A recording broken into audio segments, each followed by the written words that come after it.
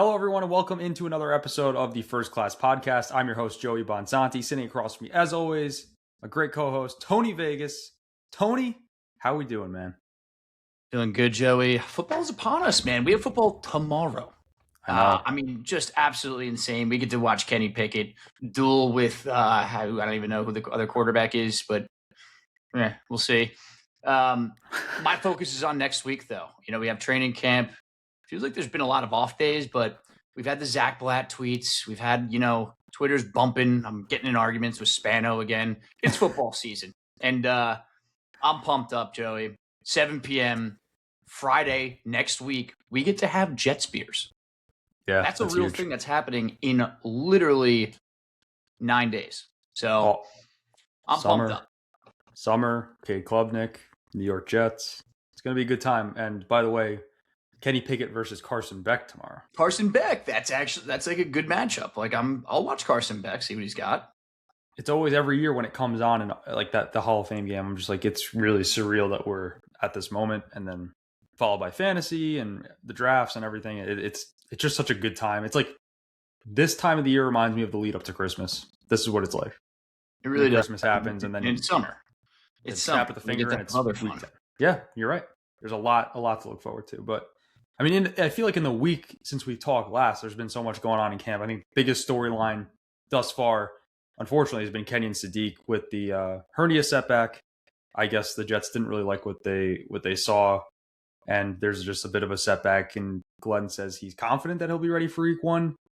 How do you have any like big notes on this? Any discouragement in how the Jets handled it, or is it just kind of like, I think he'll be ready for Week 1. I don't know I don't think he's going to be that involved, even if he is, right? He's a rookie missing all of this time in probably the most crucial period for a rookie that there can be leading up to the actual season. Yeah, I mean, obviously the real hope is it doesn't bleed into the regular season and you can slowly ramp him up. I mean, luckily, it's a position in which we have some guys there, man. Like Mason Taylor's, in my opinion, a starting caliber tight end. So, you don't think that there's going to be like this massive drop off in production with him being out. But that being said, I was really excited to like see how he fit in with the offense, and I wanted him to have this camp. I know hernia's hurt. I'm not going to be like one of those WFAN callers where I'm like, hey, Gio, I sprained my ankle and, I'm out in a boot for 4 months, but, this guy's back in 2 weeks. I don't like, no, dude. Kenyon Sadiq is 6'3", 250 pounds and runs a 4'3" or whatever. Like, this is a different caliber of athlete. I think he's going to be fine. I know we have some reporters saying that they talked to, just a doctor. And pretty funny I did see that today. They're like, well, I talked to my, my veterinarian, and hernias are typically blah blah blah. In my prediction, Joey, like it's going to be two weeks maybe. I think he's going to miss some preseason action. He'll be ready to roll and be practicing before Week 1. I do think that they're taking it extremely careful, and I think they should. Right? It's a weird surgery/injury. It's not like he had ankle surgery or something. It's a hernia, and that's something that, it's one of the more relatable injuries for regular people. Cause like, I do know people that have had them, and I know it sucks, right? It feels like you get stabbed in the abdomen. So I don't want him like going out there and risking anything else. I think he's going to be fine. I think this is all an overreaction. Adam Schefter's the little fucking motherfucker for tweeting that we signed that Maris tight end. He's just digging for, He's digging for impressions on Twitter, I think. That's why I tweeted that out today. It was like, why even bother tweeting this? This is not an Adam Schefter tweet. That's a Connor Hughes tweet. It's like the Jets brought on, blah, blah, blah. I don't even know his name. And it's not like he even went to Maris Schefter, that is. It'd be one thing if there was like an alum thing, but no, he went to Michigan. So, but yeah. Regardless, I mean, yeah, I think he will be ready for Week 1. I don't think the involvement's going to be too much if this does kind of bleed into the 3rd or 4th preseason game. But as long as he's not missing time into late September, early October, I think it's fine. And I agree with you. The dumbest thing would be to rush him back out there when you have I'm blanking it. Mason Taylor and freaking Jelani Woods out there. Jelani Woods. He's been getting some real burn with the ones. I think the coaching staff likes him more than we might realize. They put a claim in for him. Like it was a record too. Thing. Like, do they carry 4 tight ends? That's, I guess, the question now is, they just extended Ruckert, and then if Woods is pushing, like, is there a world where they keep 4 potentially with the personnel that they're going to run? I'd say that's more likely than not. I think they will keep 4, especially with, Sadiq was pushing through an injury all last year with Oregon. So, I don't want to like be the Debbie Downer here, but like it is a little bit of a concern. So you don't want to just be left with Mason Taylor and Jeremy Ruckert. They're clearly high on Woods. He's an absolute freak. He's like 6'6", an athletic specimen. And he's been getting burned, dude. I've seen videos of him with the ones like in camp. So, yeah, I actually weirdly had a conversation of the percentage chance that Woods makes the roster this year in one of my group chats, and I put it at 70%. That's pretty high, man. Like, you must be pretty confident then. I am. I'm looking up his height and weight compared to Darnell Washington. They're about the same. Woods is 6'7". I just didn't want to say 6'7". They're both 6'7" and around 260. So yeah. Could that be our version of what the Steelers have in Darnell Washington potentially, and good red zone threat? Maybe a couple boots out to the right to him, let him take it down the field. But yeah, we'll have to see. Another big talking point of this training camp, thankfully, and we talked about it a little bit last week when we said we weren't mentioning him, is David Bailey. He's been really showing out. Obviously, some of the practices without the pads, but all I've been hearing is that his get off is just incredible. He's beating Membu sometimes. He's beating Brees in the backfield, getting to the quarterback. So it's really good to hear your number 2 overall pick showing out. And I would be so happy if he was good and we were wrong. It's always good to be wrong when you're hoping that the Jets get Arvell Reese and then they draft David Bailey and all of a sudden he has 9 sacks. So that's been really promising and just good to hear. And especially going up against someone like Membu, who's also been having a great training camp. Yeah, I mean, it's cool to see tweets where it's like, Membu stonewalls David Bailey, and then, the next play is bull rushing, Membu and Hall to get in the backfield. It seems like his run defense, at least in camp, has been better than advertised thus far. Again, very small sample size. Half of it wasn't even in pads, so you can only take this with like a grain of salt. But to see him active in the run game is encouraging, right? I mean, he's supposed to be this pass rush specialist, and if he can play more than third downs, that's a plus in year 1. And Joey, it should be expected though. Like, I feel like the expectations for Bailey are incredibly low for a number 2 overall pick. Like in any other scenario, any other draft year or draft class, you kind of expect the number 2 overall pick, the first pick being a quarterback. The number 2 overall pick is the best player in the draft that year.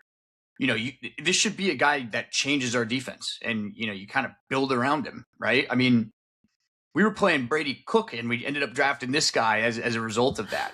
So, yes, it's very encouraging. Yes, he's going up against stiff competition. Membu, say what you will about Olu Fashanu. There's been some discourse on the left side of the ball there. I got myself into a little tiff today, but he's not going up against bums like not Kelvin Beachum. He's not a bum, but like what I'm saying, like wash tackles, right? It's not happening. It's not Max Mitchell. It's not whoever you want. It's not Chugs. This is Armand Membu, who Brandon Thorne, I think his name is. He did like this like offensive tackle ranking. He had Membu at tackle 4, right tackle 4. And, you guys should go and check out that Twitter thread. It's fantastic. He had Fashanu at left tackle 13. And, that's pretty, like for an offensive line specialist, that's pretty high. And for Bailey to be holding his own and, making plays in the backfield on these bookend young left tackles that, we hold to such a high standard. It's encouraging, but expected. I need to see it I need to see it in action, right? I need to see this guy rush the passer. It's going to be fascinating to see. Yeah, I agree. And you made a great point about this is the number 2 overall pick. You're seeing guys like Aiden Hutchinson, Nick Bosa go there, and like they go in and they change their defenses. And I think that is really fair of us to expect. Yeah, Von Miller. Just the list goes on and on. You see these edge rushers getting drafted in the top 4 or 5 and completely changing the dynamic of the defense. So You're right though. We are setting a really low bar for him. Just Yeah. maybe just because of how weak the class was at the top end, there wasn't like that clear cut, like, oh my God, like you have to take this player. And I think that's why there was a debate between Arvell Reese and David Bailey. So Arvell Reese, though, I was going to say something on him. We don't talk about him. He's on the Giants. It's the He's on Jets the podcast. Giants, man. Yeah. All the news headlines that I see, good or bad, I just keep scrolling. So in other news, though, and I almost sent out a tweet, and I didn't really feel like getting into it, but I got an ESPN notification saying, like, the Jets get their first pick of 2026, and Brandon Stevens picks it off, and I'm like, I just knew this was coming.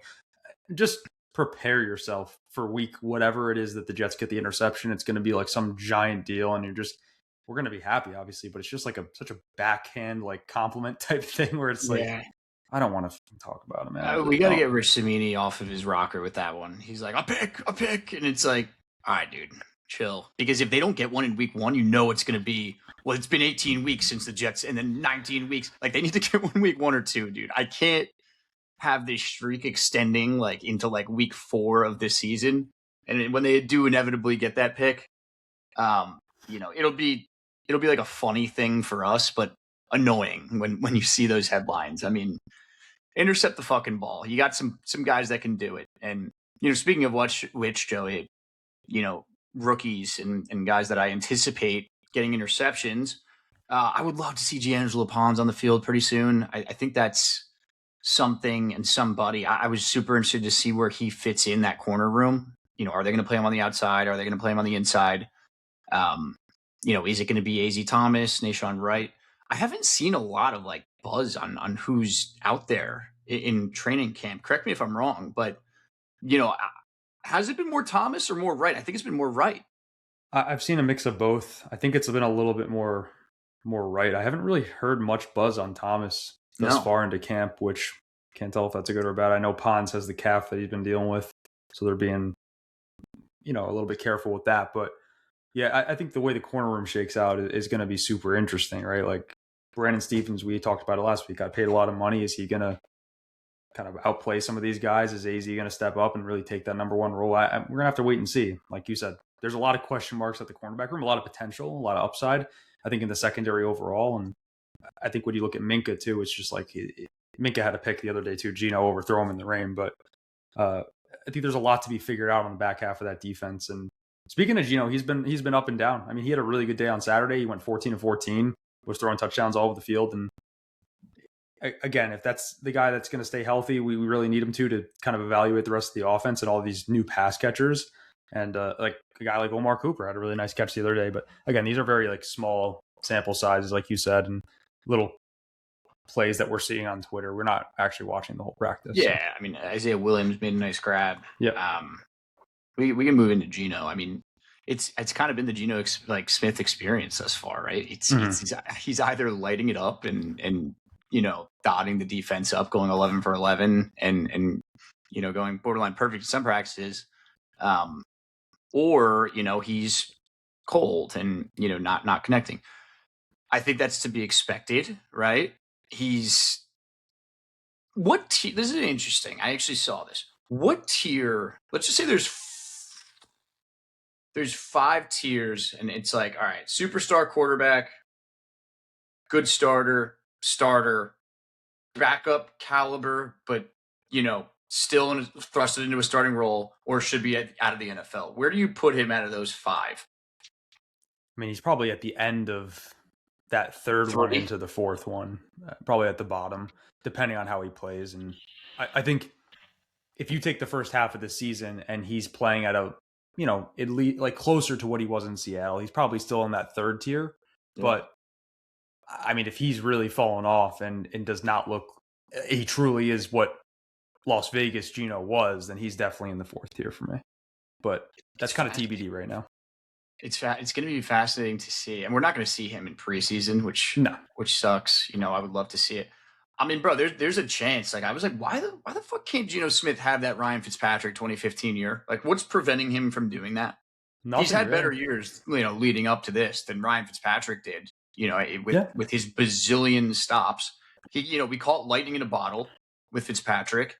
He was a veteran, and Geno's 35. Like, what's preventing us from getting 2 solid years out of Geno? And maybe he starts next year and you sit a guy behind him. Like, I just can't gauge like what I'm expecting of him yet. And I don't know if I'm excited or nervous because this could truly be a disaster where, it wasn't the Raiders, right? It Yep. wasn't. It was just Geno Smith. And on the other hand, I look at that situation. It's like, okay, he had a shit offensive line. They did nothing for him. They drafted Ashton Genty for him behind no offensive line. I cannot believe they took Ashton Genty over Armand Membu with their Crazy. And the construction. and the coaching staff. Exactly. It was a disaster.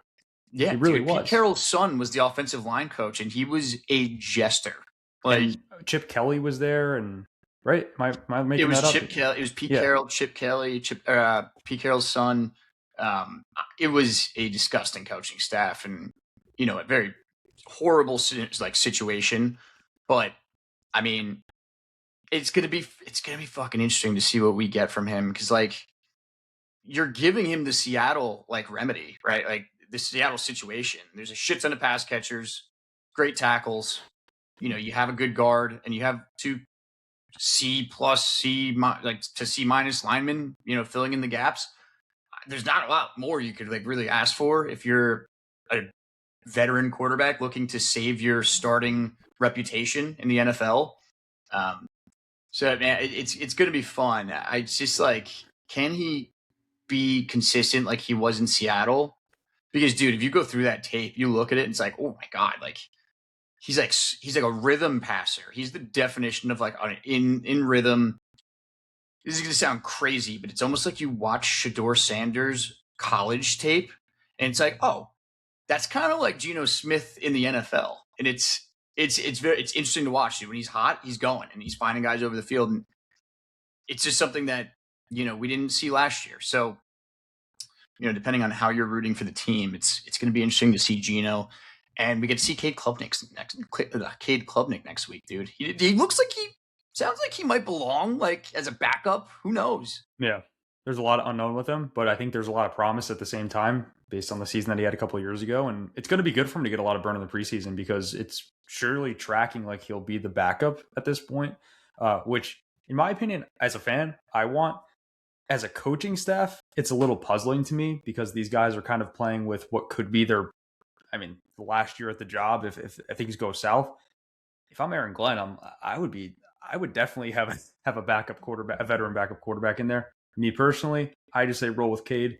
And maybe they're really high on Cade. Maybe he's in a better spot than a lot of us think. So I'm excited to see him play, though. His stats don't look that bad. It makes preseason so much more interesting. And we'll talk about this next week during next week's episode before they actually do play this game. But, God, I'd rather watch Cade Klubnik than fucking Brady Cook. Bailey Zappi. It's not even close. I want to see, I want to see something from him. I'm not going to these practices. Kudos to you guys that are. I haven't been able to make it out for one, and I don't anticipate it this offseason, but he has a lot of homers. I don't know if you pick up on that on Twitter. There's a lot of people that are like, this is our guy. I can't do it, dude. I cannot get into that whole give the kid a shot. I was a younger fan. We're both 28. So when we drafted Bryce Petty from Baylor, I was like, I want to see him play. I think he had all these gaudy stats at Baylor. I want to see this kid play. He was terrible. Christian Hackenberg. They took him in the second. I wanted to see him. He had that one good drive against the Giants where he, put it in the corner of the end zone, and I was like, okay, let's see what this kid has. And that year, I actually did go to a practice. Christian Hackenberg couldn't hit the side of a fucking barn, but I'm not doing it with Cade Klubnik. If he can win and prove to the coaching staff that he is a backup caliber number 2 quarterback in his rookie year, that's super encouraging. And, it'll make a potential QB battle more interesting next year. Yeah. Now, before I move on to calls, and I don't really have anything much else to add on training camp, but the other piece of news that kind of popped into my mind and a lot of buzz that I've been seeing is Baker Mayfield with the little rift that they're facing in Tampa Bay. Now, again, all dependent on how the season plays out. What are your thoughts and potentially maybe acquiring him in some sort of deal? What are your thoughts on that at this point? It's almost like one of those Kirk Cousins hitting the free agency market and signing with the Vikings. It's one of those things where it's like, all right, a 30 to 31-year-old quarterback, better than anybody that we've ever probably had. It's almost like Derek Carr too, before we got Rodgers. It's like, wow, we've never had anybody, this good, but that comes with a lot, right? The beauty of drafting a quarterback in 2027 is that they're going to be significantly cheaper for a significant amount of time, and you can really like spend money to develop him. Especially with all these draft picks that we have to surround him with first round and second round talent. So, Baker does want to get paid $50 million a year. He's 31. I think he's going to be 32 fairly soon. And I just question the timeline. Does Baker immediately make us a playoff team? I don't know. He doesn't this year. I'd need to see it with, the 3 first round picks, because then you could play around with the 3 first round picks next year, take a corner, take whatever you want. But again, like, okay, now you have 6 players that are like 22 and younger. You have Baker Mayfield. And it's just like a weird fit. I think they want to draft a quarterback next year. I think they're going to draft a quarterback next year. It buys them like a little more time. We have Geno Smith this year. I think he's just like the guy this year. I think that's what they're doing. I don't know what the pitch is to ownership right now, how they're planning on, potentially saving their job. If they're saying, all right, let us win 7 games, prove to you that we can win with Geno Smith, draft our guy, and, go from there, then maybe that is the case. But if you get Baker, you need to win. You're in a division with the Bills and the Patriots. You got to make the playoffs, right? Yeah. What are you shelling out $50 million a year for a guy like Baker?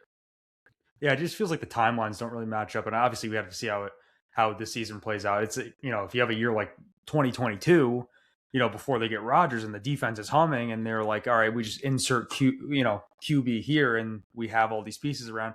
I just think the Jets are like a year away from that development where they're like, okay, we don't have a quarterback. Let's grab this guy on the market. So I think, I had someone ask me last week about it, and I said I was unsure and that I really needed to see this season out before we had those discussions about Baker Mayfield, because it really is contingent on like what happens this season and where they end up drafting and everything. So. And it's borderline. Like, first of all, yeah, we won 3 games last year. Like, I don't think, and all we did was draft.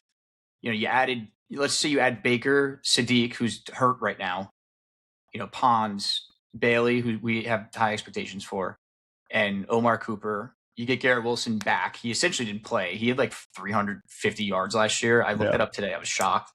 So yeah, you're getting an influx of like talent, but I just don't know. Like, I would need the cap space, and which goes away, by the way, if you get Baker, right? That's not a thing anymore. I just think the plan of, all right, let everybody on the roster develop for a year, toss another 2 first round picks and a rookie quarterback in this situation, and hopefully you have like let's just say you get Dante Moore. Like, I would love a Geno Smith, Dante Moore room next year, right? If Geno has like a 27 touchdown, 14 interception year this year, and he's like, fine. I mean, like, that's what I want. I don't need a $50 million quarterback who is openly complaining. Like, I don't know. It's kind of like a messy situation over there. He's probably going to get paid. Is my prediction. That's at the end of the day, that's probably what is going to happen. But wanted to bring it up. It's been a little bit kind of sneaking its way into the Jets Twitter sphere. Because you got trade for him. I didn't even mention that. Yeah, exactly. So it's assets plus money. Listen, I don't know. It's something that I can't even wrap my head around right now. So I'm going to give the floor to Garrett. So let's hear from Garrett, and we'll touch on his question here. Gentlemen, Garrett from Maine calling. Hope you both have been enjoying the summer down there in Connecticut. Super pumped to see the Jets back in action, training camp, riled and dialed. Question for you as we await start of preseason. Would love to get both of your hot takes for this season. And I don't mean, Kenyon Sadiq's going to have 500 plus yards. I want scorching hot takes from both of you. So I'll give you mine. My scorching hot take is David Bailey gets 10 plus sacks. Ooh. It makes a strong case for Defensive Rookie of the Year. Curious to hear what you guys got. Thanks. Be well. All right. I like the question. I do. Yeah, I think based on we just talked about David Bailey, right? That technically is a hot take, 10 plus sacks. So, I kind of have one ready to go if you need more time. Give it a rip. I'm thinking. All right, so here's mine. I did cheat a little bit. I saw the writing on the Google voicemail. My burning hot take is the Jets will have 2 1,000-yard receivers this year in A.D. Mitchell and Garrett Wilson. Wow, that is scorching. Holy shit. I think this is a gut feeling. I think the connection between Geno and A.D. is going to be stronger than Geno and Garrett. I do. Wow. So the second fold of this is A.D. will have more yards than Garrett. What? Wow. He said hot take, right? Like, that is a fucking hot take. I like it though. I could see them throwing the ball a lot because I do truly believe they're gonna be down in some games. They're gonna be throwing the ball. Like, again, remember last year when we were like, they're gonna be run. They did run the ball a lot. They were down though. Like, they didn't even have a chance to run the ball. So again, I think that is probably unlikely to happen, but it's called a hot take. I have to throw it out. No, I don't. I think A.D. Mitchell's definitely gonna. Dude, I was so high on him coming out of Texas. Like, he was my guy. He was falling, and I think we passed on him in the second round. I was like, fuck, like, that guy's gonna be really good. He screams wide receiver 1 to me, and obviously we didn't take him. We get him as a throw-in, bro. This is his 3rd year in the NFL. Like, there's still time. There's still so much time. He's 23, right? Mm-hmm. We can't make the Olu argument without saying A.D. Mitchell's only 23. He has every single trait that, like, you want opposite of Garrett Wilson. I mean, the opportunity's there, bro. Like, they took Omar Cooper, but that's a different type of receiver. And, this is going to be his year. And, you see all this, report that Geno and him are building up. I'm going to guess, like, he has, like, 800 yards with, like, maybe, like, 5 touchdowns, which I think would be a fantastic season from a Jets wide receiver, too, by the way. But I like it. 1,000 yards. That would be sick, dude. Yeah. Imagine that. I just don't think it's that out of the realm. I think it's a hot take. Don't get me wrong. I just don't think it's that out of the realm with they will be down in some games. And I think there are going to be some times where Geno's throwing the ball like 40 plus times. Yeah. So maybe it's not the prettiest, like, CD George Pickens type season, but I think they could get there. That's kind of the point. I like it. Did you come up with something? I did, and I think I have some rationale behind this. I don't have any, like, statistics to really back this one up. I think the Jets are going to be top 10 in takeaways, their defense this season. That goes for interceptions as well. Wow. I think that, first of all, I mean, the saying is, like, when you're due, you're fucking due, right? The Jets defense is due. And everything changed with their secondary, and, they added some veterans, right? So your 2 edge rushers on 3rd down are going to be David Bailey and Will McDonald, right? We both agree, like, that's 10 plus sacks potential between both of them, okay? Mm-hmm. Either one of them can knock that ball away. We didn't have that last year. So I think that's going to be a huge upgrade. Obviously, you expect it to be with him being the 2nd overall pick. And then corner-wise, man, Brandon Stevens obviously does not have hands. I don't expect him to – maybe he gets 1 or 2 this year. I just think everything else that they added in that secondary is to take the ball away. D'Angelo Pons, dude, has a knack of getting the football. We saw it, like, at Indiana last year. He's a fucking dog, and he can rip the ball out of your hands. He'll pick Dante Moore off on the first fucking play, take it to the house, and run at Dante Moore as he's trying to tackle him to truck him. The play was badass. So I think there's potential there. You have Nashawn Wright, dude. That his whole MO is he's a gambler, and he takes the ball away. He got a bunch of pick sixes last year for the Bears. And at that safety position, I mean, I think that's going to be, like, the biggest difference where, who'd we have last year playing safety? It was Cisco? Cisco. I mean, you have the Moore out of Alabama. Tony Adams was still kicking it, which he's on the Titans now, thank God. Yeah, I mean, now you have Minkah Fitzpatrick. We already see him picking the ball off, like, in practice. I just think and whoever starts opposite of him at safety, I think. Hopefully not Cisco, but you got Dane Belton too. Right? I mean, I just think there are so many more people that can actually catch the ball in the secondary as opposed to, AZ Thomas and Brandon Stevens with Tony and Joey at safety. I think that's a big one. And then, Demario Davis, bro, like him in the middle, he can punch the ball out there. I think the defense is going to be a lot more well organized, and it's a totally different defense now, right? Aaron Glenn's calling this defense. It's not who was the interim last year? I fucking forget who the interim coach. He was the defensive line coach. He was the DC with the Titans at some point. Oh my God! Look that up while I'm talking. Yeah, but, I am. It's going to be a totally different defense, totally different personnel, different scheme, more talent. I expect a lot more. Who was it? CH. Those were the initials. Chris Harris. Yeah. Chris, of course. How could we forget Chris Harris? Yeah, that's bad. Also a decent slot cornerback for the Broncos way back when. Not him. I think it's a different person. It's a different Chris Harris. We did this drill last year. Yeah, we did this. Got hard. So that's my hot take, dude. I think everything is adding up to where we should see a significant influx of turnovers for the defense. And I don't think it's going to be some jester, no interceptions year again. If it is, you can kiss this coaching staff goodbye week 6. I agree. Great question, by the way, Garrett. That was good. That got me thinking. I was like, what else could I even say? What else is... I think one thing that entered my head was Geno Smith breaking Ryan Fitzpatrick's touchdown record. I think that's very possible. Let's just say he is Seattle Geno and he throws... If he throws 33 touchdowns, that would be awesome. I'm sure I don't there's a whole that Fitzpatrick has it. No, I don't think anyone does. I really don't think anyone does. I mean, dude, what if he just goes in and he fucking throws 18 picks and 33 touchdowns? I'm cool with that. Do it. I think it's a possibility in today's NFL. Anything could happen. I mean, Fitzpatrick did it in 2015. So, I mean, I think there's always a chance. Things got to go right, though. Things got to go right. First team All Pro, I think I don't know if that's a scorching hot take, but I think it's very possible. Yeah. I mean, he's on a really good track, man. He really is. Yeah, I do too. Who's the RB2 this year? I don't know. Is it Braylon Allen? I saw Patriot Report ranked Braylon Allen as their better than Bucky Irving. What? Dude. I mean, I got to pull it up. It was one of the funniest things I've ever seen. It was Braylon Allen 28 and Bucky Irving 29. I'm like, bro, Bucky Irving's a dog. I almost think he's better than Brees. That's disrespectful. I think at the end of the day, and the staff seems to really like Isaiah Davis.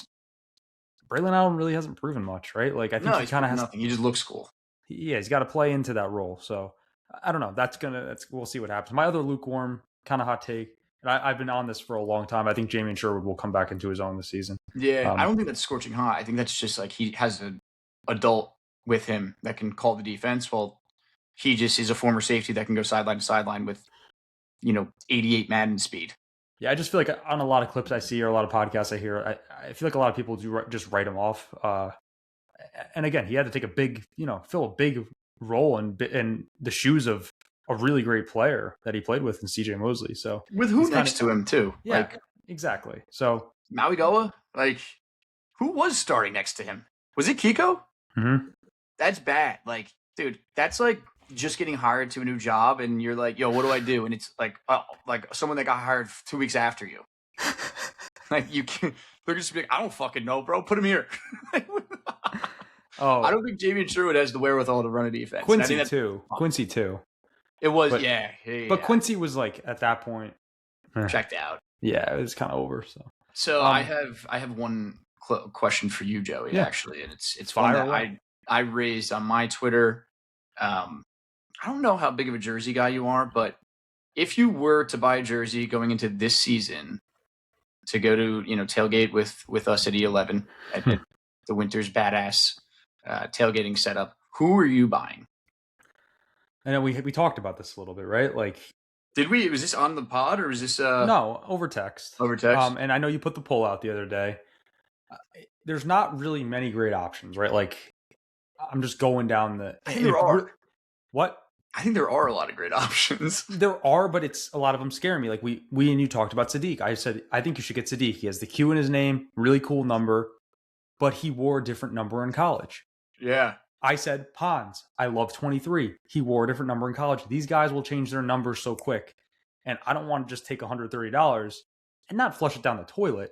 But I didn't buy a 17 Garrett because I knew he was changing. I was waiting for 5 because I love 5 so much better. Yeah, he said it, which I respected because I was just like, I would rather have the 5. And when he changed his number, I bought the 5 jersey the freaking day it happened. So yeah. With that being said, without all those stipulations, if I had to buy one right now, I'd probably buy Pons or Bailey. Those are the 2 I'd probably get. Yeah, Bailey ended up winning that poll. If I'm a man of my word, I do end up buying Bailey, but you should get Bailey. You want to know why? He won't change his number. You know it. No, he's 31. It's so weird. He's plain Jane. He's 31. He doesn't wear anything. He's not flashy. He'll wear 31 the rest of his career if he can. And he's going to be really good. Yeah. Like I got burned on McDonald. I got a 99 McDonald jersey when we drafted him, and he obviously ended up switching to 9, which sucked. 9 fits him so much better, too. It does. I think, I like 31 and 9. You can't be that skinny and wear 99. No, and guess what? We have the fattest person wearing 99 of all time now. Sweat would be a cool jersey, dude. That's like, I'm too skinny to wear sweat. I'm not like a big guy jersey wearer. I wish I was, because if I was, I would just get Membu and call it a day. Like, he's sick. He ain't going anywhere. He's not changing jerseys. And I just don't. I'm like 180 pounds. I don't look good in number 70. I will say this too. Can you imagine you get sweat and the guy just never makes it on the field? Like, I'm not trying to put that energy out there, but it could happen. It absolutely could, and it's scary. I think ultimately, dude. Shout out Luke Manley. I hope he's listening this deep into our podcast. I saw him comment. Yeah, dude. The Q is pretty rare. It's a rare letter. I can't think of another last name with a Q in it. I can't. You're putting me on the spot here. I don't know.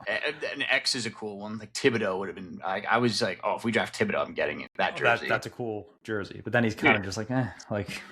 It's a crazy name. He spells it like LSU does, which is like Go Tigers, but it's the GE. Yeah. So I think ultimately, I don't know. I'm between Bailey, Sadiq. Bro, Mitchell would be cool. Mitchell's a me purchase too. I know Mitchell, dude. 15's a good number. He looks really good. You just need to give it, I think, just a little bit of the season to see, like, is he gonna be who he's got to be week 1. You got to come out with that heat week 1, dude. Yeah, I want to see. Let's go. You're getting me fired up. You're not even. I got to be in the parking lot chugging or shotgunning fucking Coors Lights or what do we Heineken Lights is what we drink because they're green. Yeah, the Heineken Green. You love it. I mean, always just the most fun day ever. It's amazing. It really is. E11's great. Programming note, I guess next week, we'll talk about it right here on the pod. I'm going away next week. I have a vacation. But I think I'll be back Thursday, so maybe we could do something Thursday. And I'm actually going to Maine, so Garrett, hit me up. Yeah. We could maybe do a little meetup there. But maybe you guys can do the pod. Live pod from Maine. Screw it. So yeah, we'll try to get something out before the first game, if not after the game. We could do a Friday. Could do Friday, but like get day of. Yeah, that works too. We'll figure it out. We will have something for you guys next week. I really do want. I know there's more people who listen to this podcast. I mean, I see the people listening to the podcast. Call in, man. Like, I don't care. Like, even if you want to just rant or ask a question or whatever, like, I really want the phone lines to be popping this season. Like, I really want like 2 or 3 a week at least. So if we can get that going, that'd be appreciated. That's all over the Twitter. I don't have it up right now, but go follow us on Twitter, First Class Pod. We're on YouTube, Patreon, Spotify, and Apple. We're looking forward to next week, man. Next week's going to be a big one. So buckle up, and that's going to start the season. So any closing thoughts, Tone? I mean, no, I think we hit all, you know, we're chugging along over here, man. I'm excited to be back on the mic, like I said last week, and hit my line, hit our line, you know. I'll have my friends call in, but usually they're asking me about Jason Giambi. So maybe some real calls. Yeah, that'd be nice. It'll turn into a real show here. Thanks, guys. Go Jets, and we'll talk next week. See you.